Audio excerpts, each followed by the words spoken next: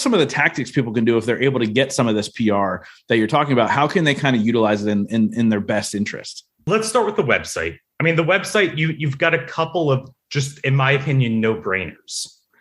Getting an as featured in banner right on that homepage, as seen in, as featured in, and put up the biggest media logos that you can. Now, I'm not an attorney, but my interpretation of copyright law is that using the logos just to show that you've been in there is completely protected under fair use. Yeah.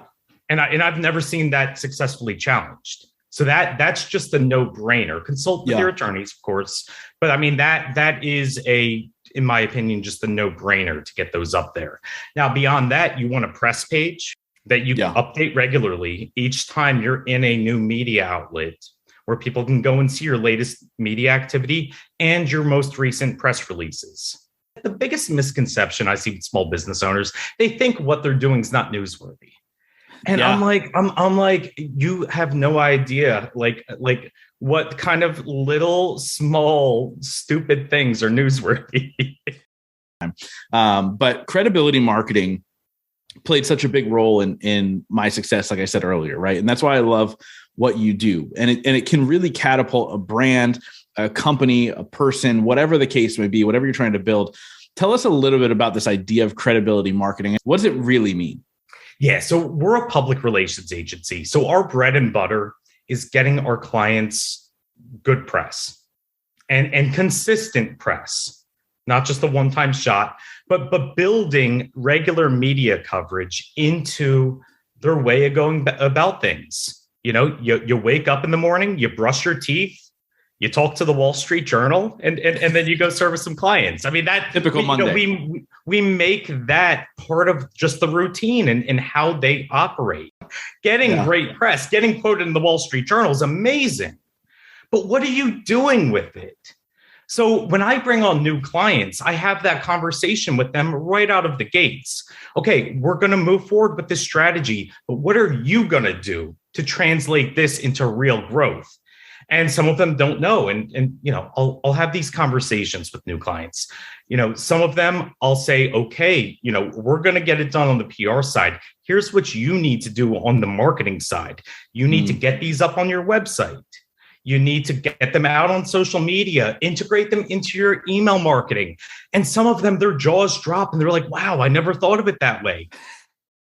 My question for you is, what is your definition of success? And the second part to that question is, what are 3 things you do every single day to ensure that success for yourself?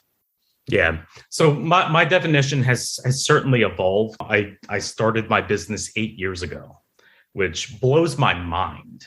It flies by very quickly. It does.